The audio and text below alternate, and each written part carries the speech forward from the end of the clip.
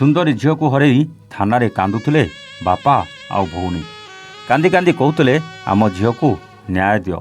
ସେ ଶିବା ପାଇଁ ଆମ ଝିଅ ଆଜି ସବୁଦିନ ପାଇଁ ଏ ଦୁନିଆ ଛାଡ଼ି ଆରପାରିକୁ ଚାଲିଯାଇଛି। କିଏ ଏ ଶିବା? ୟାଙ୍କ ଝିଅ ସହିତ କ'ଣ ଥିଲା ଶିବାର ସମ୍ପର୍କ? ଆଉ ଏ ଶିବା ପାଇଁ ତାଙ୍କ ଝିଅର ଜୀବନ କେମିତି ଗଲା? ଆସନ୍ତୁ ଜାଣିବା ଆଜିର ଏକ ନୂଆ ପ୍ରେମ କାହାଣୀରେ। ହ୍ୟାଲୋ ହାଏ ନମସ୍କାର, ଷ୍ଟୋରି ୱିଥ୍ ପ୍ରତାପର ଆଉ ଏକ ନୂଆ ପ୍ରେମ ଆଉ ପ୍ରତାରଣାର କାହାଣୀକୁ ଆପଣଙ୍କୁ ସ୍ୱାଗତ। ପ୍ରେମ ଆଜିକାଲି ଏ ଶବ୍ଦଟା ସତେ ଯେମିତି ଗୋଟେ ଶସ୍ତା ହେଇଗଲାଣି। ପ୍ରେମ ନାଁରେ କେତେବେଳେ କିଏ କାହାର ଜୀବନ ନେଲାଣି ତ କେତେବେଳେ କିଏ ନିଜ ଜୀବନ ନେଇଗଲାଣି। ଆଉ ଏ ପ୍ରେମରେ ପ୍ରତାରଣା ପାଉଥିବା ସେହି ପ୍ରେମିକ କି ପ୍ରେମିକାକୁ ପଚାର, ତାକୁ କେତେ କଷ୍ଟ ହେଉଥିବ। ଜୀବନ ସାରା ହାତ ଧରି ଚାଲିବାକୁ କଥା ଦେଇଥିବା ମଣିଷଟା ଯେତେବେଳେ ଅଚାନକ ହାତ ଛାଡ଼ି ଦେଇ ଚାଲିଯାଏ ନା, ସେତେବେଳେ କେହି ନିଜକୁ ସମ୍ଭାଳି ପାରନ୍ତିନି। ସେ ପ୍ରେମିକ ହେଉ କି ପ୍ରେମିକା। କଷ୍ଟ ତ ଆହୁରି ଅଧିକ ଲାଗେ ଯେତେବେଳେ ମିଛ ପ୍ରତିଶ୍ରୁତି ଦେଇ ଅର୍ଥ ନେବା ଓ ଶାରୀରିକ ସମ୍ପର୍କ ରଖିବା।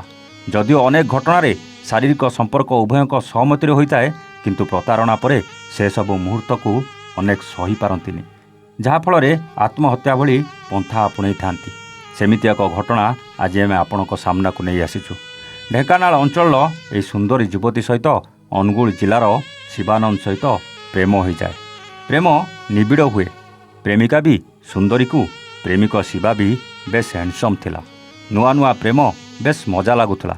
ଅନେକ ବୁଲୁଥିଲେ, ସାଙ୍ଗ ହୋଇ ଗୋଟେ ଠୋଲାରେ ଗୁପଚୁପ୍ ଖାଉଥିଲେ, ଗୋଟେ ଆଇସ୍କ୍ରିମ୍କୁ ସେୟାର କରି ଖାଉଥିଲେ। ବାଇକ୍ରେ ବସି ରୋମାଣ୍ଟିକ୍ ମୁଡ଼୍ରେ ବୁଲିବାର ମଜା କେତେ ଯେ ନେଇଥିଲେ ତାର ହିସାବ ନଥିଲା। ହାତ ଧରାଧରି ହୋଇ ସାଥୀ ହେବାକୁ କଥା ଦେଇ ବେଶ୍ ଆଗକୁ ବଢ଼ି ଯାଇଥିଲେ। ପ୍ରେମ ଦୁନିଆରେ ନୂଆ କରି ପାଦ ଥାପିଥିବା ପ୍ରେମ ପକ୍ଷୀ ଦୁଇଜଣ ପ୍ରେମର ନୀଳ ଦରିଆରେ ଉବୁଟୁବୁ ହେଉଥିଲେ। ଧୀରେ ଧୀରେ ପ୍ରେମକୁ 2 ବର୍ଷ ପାର ହୋଇଯାଇଥିଲା। ତା ଭିତରେ ଶିବା ତା ପ୍ରେମିକାଠୁ ଅନେକ ପଇସା ବି ନେଇସାରିଥିଲା। କେତେବେଳେ ଏଠି ଦରକାର ଅଛି ତ କେତେବେଳେ ସେଠି ଦରକାର ଅଛି କହି ପ୍ରେମିକାକୁ ଟଙ୍କା ପରେ ଟଙ୍କା ମାଗି ଚାଲିଥିଲା। ଆଉ ପ୍ରେମିକା ବି ନିଜ ପ୍ରେମିକ ଉପରେ ଭରସା କରି ଯେତେବେଳେ ଯାହା ମାଗୁଥିଲା ଦେଇ ଦେଉଥିଲା। ସେ ଭାବୁଥିଲା ମୋ ପାଖରେ ଯାହା ଅଛି ସବୁ ତ ଶିବାର, ଏଥିରେ କୁଣ୍ଠାବୋଧ କାହିଁକି କରିବି। ହେଲେ ପ୍ରେମକୁ 2 ବର୍ଷ ପୁରି ଯାଇଥିଲା ବେଳେ ଶିବାର ପ୍ରେମିକା ଶିବାକୁ ବାହା ହେବାକୁ ପ୍ରସ୍ତାବ ଦେଇଥିଲା।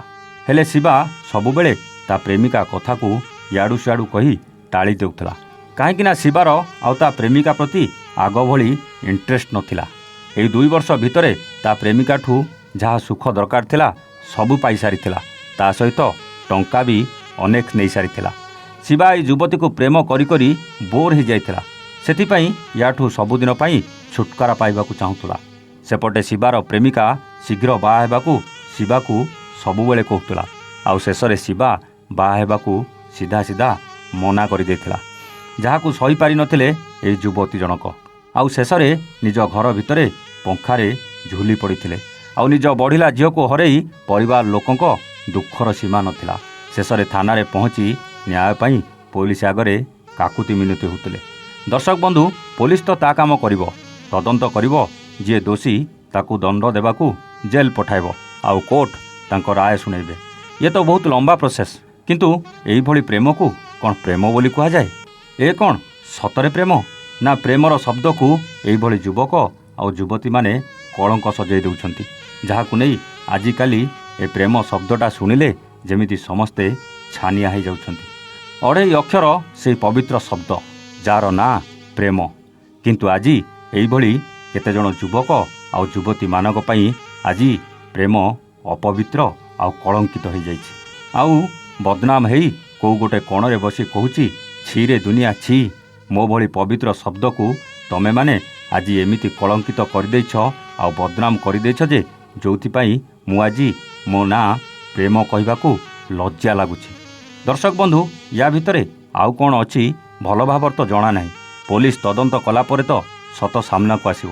କିନ୍ତୁ ଯଦି ସତରେ ଶିବା ଧୋକା ଦେଇଛି ଆଉ ଶିବା ପାଇଁ ତାର ପ୍ରେମିକାର ଜୀବନ ଯାଇଛି, ତାହେଲେ ଶିବାକୁ କ'ଣ ଦଣ୍ଡ ମିଳିବା ଦରକାର କମେଣ୍ଟ କରି ନିଶ୍ଚିତ ଜଣାଇବେ। ଆଜି ପାଇଁ ରହୁଛୁ। ଆମେ ପୁଣି ଆସିବୁ ଆଉ ଏକ ନୂଆ କାହାଣୀ ସହିତ ଷ୍ଟୋରି ୱିଥ୍ ପ୍ରତାପରେ। ସେତେବେଳେ ଯାଏ ନମସ୍ତେ, ଜୟ ଜଗନ୍ନାଥ।